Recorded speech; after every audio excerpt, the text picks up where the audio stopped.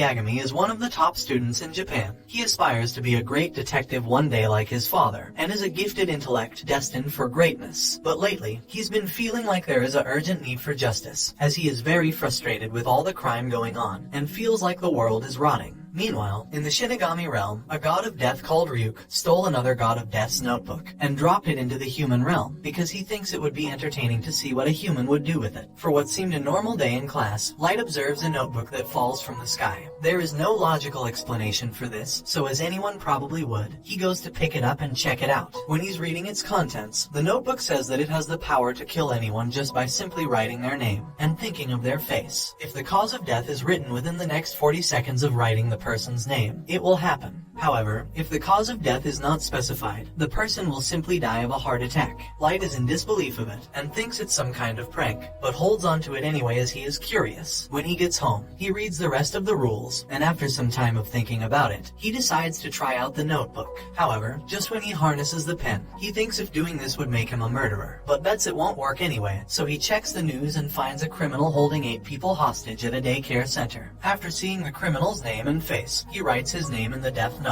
He waits 40 seconds and nothing was reported yet, so he thinks it didn't work. However, just when he was about to turn off the television, something happens, and the hostages start coming out of the daycare. The reporter confirms that the suspect has been found dead inside, which leaves Light utterly shocked. He says it must be a coincidence, and the following day, decides he will have to test it out again to see results in real time. He looks around his class and sees a degenerate he doesn't like, but decides it would be smarter to avoid killing people he knows. After school, Light was on the way home when he sees a woman getting mugged by a group of guys. He writes the ringleader's name down and the cause of death, and surely enough, it happens. After seeing the death note's power in real time, that settles it for Light, and he realizes the notebook of death is for real. Some time passes, and Light is in his room looking proudly at all the names he has written down, when suddenly, our favorite shinigami Ryuk appears. The sight of him petrifies Light at first, however he introduces himself, and says that used to be my notebook, and judging by your laughter, you must have figured out that it's no ordinary notebook. Light calms down, and says well I'm not surprised. In fact, I have been waiting for you. Ryuk finds Light to be interesting, and explains that several death notes have made their way into the human realm, but he's the only one to have written this many names. Light feels like someone has to be brave enough to wipe out the dregs of society, so that the world can move in the right direction. A new world where people can live in peace, and the ones who do wrong will live in fear. He feels like he is justice, and is willing to go as far as sacrificing his soul to become the god of the new world. Several weeks later, all the nations of the world come together as they've realized that the deaths of all the criminals are not natural. They are at each other's throats because they can't figure out how this is happening. So it is announced that they will have to bring the world's best investigator on the case, called L. Everyone goes quiet, and a man dressed incognito brings in a laptop, to which L addresses the meeting from. He introduces himself for the first time, and says to make no mistake, what we're witnessing is an atrocious act of mass murder, one that is unforgivable, and he will need full cooperation from the ICPO and the Japanese police, which confuses the chief of police. However, L reveals that there is a strong possibility that the culprit is in Japan, and that he will be able to prove it after he directly confronts him. Meanwhile, Light comes up with a genius plan to hide the notebook. He puts a regular diary in the drawer, which he believes will satisfy anyone's curiosity who looks inside, but made a special key that you insert under the drawer to lift up the fake bottom, where the death note is hidden. Also, if anyone were to try and force open the fake bottom, the whole thing would set on fire. Ryuk is amazed to see how well Light thought things through, and thinks the fire is risky. However, Light says he would rather a little house fire than to be executed. Some time goes by, and the whole world seems to be talking about all the mysterious deaths happening. On the internet, lots of people have sided with this unknown person killing criminals. They seem to have chosen the name Kita, which derives from the English word killer. Light is not too fond of the name he's been given, but is happy to see that people are supporting him. While Light is watching TV, the channel suddenly changes, where a reporter states that this is a live worldwide broadcast from Interpol. We then see a man with the name Lyndall Taylor, who says he is Al. He goes on to say how atrocious these crimes are, and says he will not rest until Kita is brought to justice. Light seems to be calm and overconfident he won't be caught. However, the man on TV goes on to say what you're doing is evil, making Light angry, as he believes anyone who would oppose his views are the truly evil ones. So without hesitation, he writes Lyndall Taylor in the notebook, and patiently waits with a smug look on his face, saying that this is the longest 40 seconds of my life. After 40 seconds, the man on the TV dies of a heart attack,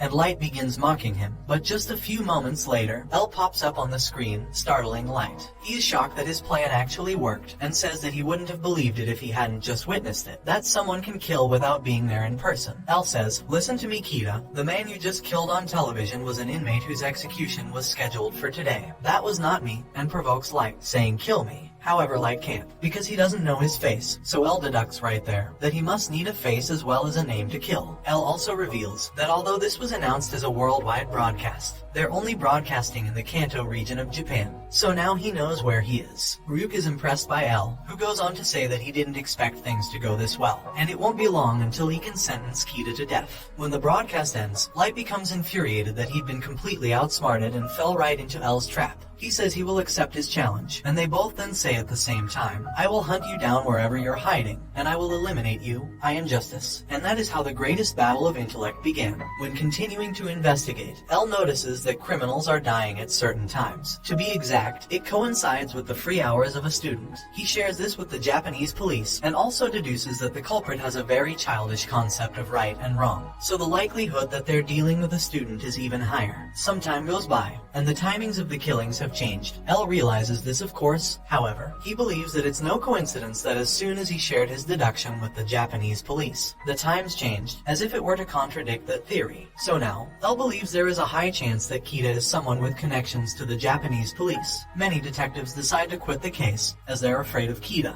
Meanwhile, Light is walking home and Ryuk informs him that he has to stick around until the death note is finished, or at least until he dies, and lets him know that he isn't on his side, or L's side, and that he is merely a spectator. Ryuk then informs Light that someone is following him, which comes as a surprise as he didn't expect L to suspect the police so quickly. Light realizes this guy will be a problem for him, so he comes up with a plan to get rid of him. However, before he can start to think, Ryuk becomes talkative again, and informs Light that a shinigami can see a person's name and lifespan above their head, because they have special eyes. He is telling him this because a human can obtain these eyes, but it would cost half your remaining lifespan. Light thinks about it, but turns down Ryuk's ideal, saying it's out of the question. Some time passes, and Light carries out his plan to get the name of the man following him. He gets on a bus with a girl, and the man sits just behind him. At the next stop, a man with a gun gets on to do a bus jacking. Light passes a note to the girl saying he will reach for his gun. However, that was just a hoax to get the man behind him to engage him. The man reveals that he is an FBI agent, so if it comes to it, he will stop the bus jacker. Light tells him to prove he isn't an accomplice, and show some ID. The man is sure he isn't Kita, as Kita would have just killed the bus jacker. So he shows Light his identification, where we see his name is Ray Pember. Light tricks the bus jacker into touching a piece of the death note, so he freaks out when he sees Ryuk, and rushes off the bus, where he is hit by a car and dies. After the incident, Ray goes home, where we see his fiancée, called Naomi, who used to be a great detective that had worked under L before. She tells Ray that the whole bus jacking was suspicious and a little coincidental, but Ray tells her to leave it alone, as she agreed to leave that life behind when they got engaged. Meanwhile, Light decides to wait 1 week before making a move on Ray, as it would draw too much attention to him to make a move now. When the time comes, Light goes to the train station to wait for Ray. When he spots him, he approaches him from behind, saying, "Turn around and you are dead." He proves he is Kita by killing a man close by, who turned out to be a criminal to women that got away multiple times because of lack of evidence. Kita informs him that if he doesn't comply, he will kill his wife and family. Ray is stunned that he knows about Naomi, and Kita continues to say, "I see you've got your laptop. I want the files containing the identities of all the FBI agents who came to Japan." Light instructs Ray to write down all the names of the agents on a piece of paper he gave to him, and then ride the train for 30 minutes to avoid any suspicion, leaving the file on the train when he gets off. However, when he exits the train, he has a heart attack and turns around to see Kita standing there and says Light with his last breath. We come to discover that the piece of paper Light gave him was a ripped page from the death note. So when Ray Pember was writing down the agents' names, he was literally signing their death warrant. At dinner, Light's father, Chief Detective Soichiro Yagami, reveals that he is head of the Kita investigation and shares that 12 FBI agents died yesterday. Light of course knows because he did it, but acts innocent to the matter, and Light's sister begs her dad to quit as it's too dangerous. However, Soichiro says he will not let evil triumph, and while Light is soaking in the conversation, he stands up and says he's proud to have him as his father, and if anything should happen, he will find Kita himself and execute him. Meanwhile, L has whittled down the task force to a trusted group, who have a strong sense of justice, so he sets up a meet to show his face for the first time ever in order to prove he is willing to do whatever it takes to catch Kita. When the task force arrive at the hotel, they find the room El told them he's staying at. And when they open the door, they are surprised to see El is just a kid. The detectives introduce themselves, Matsuda, Aizawa, Mogi, and Ukeda. They are suspicious that this might not be the real El, but after talking for some time, they are sure he is the real deal. El knows that Kita can control his victims before they die, as he'd been sending messages using the inmates in prison, so he concludes that Kita must have been someone the FBI was investigating between a certain period of time. In fact, he has no doubt. He admits that losing 12 FBI agents lost him the battle, but he will not lose the war, and that justice will prevail, which empowers the task force. El tells them from now on to call him Ryusaki, and gives each of them an individual interview before they leave. Meanwhile, Ray Pember's fiancée, Naomi, has started investigating the bus jacking, and figured out some vital information. She goes to the task force headquarters to report it, and says she needs to speak with someone right away. However, she is informed that no one is there. A few moments later, Light arrives as he came to bring his father a change of clothes. He overheard Naomi at the reception, and offers to help her contact someone from the task force. Light walks with Naomi, and says when his father's phone turns back on she can call him. In the meantime, he figures out what she knows about the Kita case. She reveals that Kita must be able to kill in a number of ways, and not just a heart attack. Light panics, as this information could lead to his arrest and execution. He writes her name down on a ripped piece of the notebook. However, nothing happens. Ryuk laughs, and he realizes that the name she gave him earlier was an alias, and he must find her name out before she leaves. He uses his master manipulation tactics to gain her trust, saying that he is secretly a member of the task force, and he can recommend her to join since she'd worked under El before. After getting her identification and writing her name down, he tells Naomi that he is Kita, just before the 40 seconds is up, and we see a heart-wrenching look in her eyes, as she never would have thought Light could actually be Kita. Naomi then walks to her death, and that was honestly one of the most twisted scenes I've seen in anime. When El hears about Naomi's suicide, he remembers working with her, and that she was a strong and excellent FBI agent, so it is unlikely she would commit suicide, and more likely she'd be trying to catch Kita. He concludes that Kita must be someone Ray Pember was investigating, and sets up surveillance all over Chief Yagami's household. Meanwhile, Light had set up a system so that he would know if anyone goes in his room, so when he arrives home, he notices that his door had been opened. He tasks Ryuk to find all the cameras in exchange for some juicy apples, and in the meantime he looks at some magazines to make himself look like a normal teenager. Ryuk found all the cameras, so now Light can set up a system to where he can kill criminals without being seen, by putting a mini TV in his potato chip bag, and writing names of the criminals broadcasted from it. He will take a potato chip and eat it. After some time, El suspects that Light looks too innocent, which understandably aggravates the chief, as his own son is being suspected of being a ruthless mass murderer. The next day, Light's school is taking an important exam. Everything seemed like a normal day, until the teacher yells at a student to sit properly. Light turns his head and sees El for the first time. They look at each other intensely, and after the exam, the board announced the top exam students, which turn out to be none other than Light and Ryusaki. The kids watching notice the contrast in the two. That Light looks like a sheltered genius groomed for success, and El looks like what they would call a mad genius. After the award, El tells Light that he basically knows everything about him,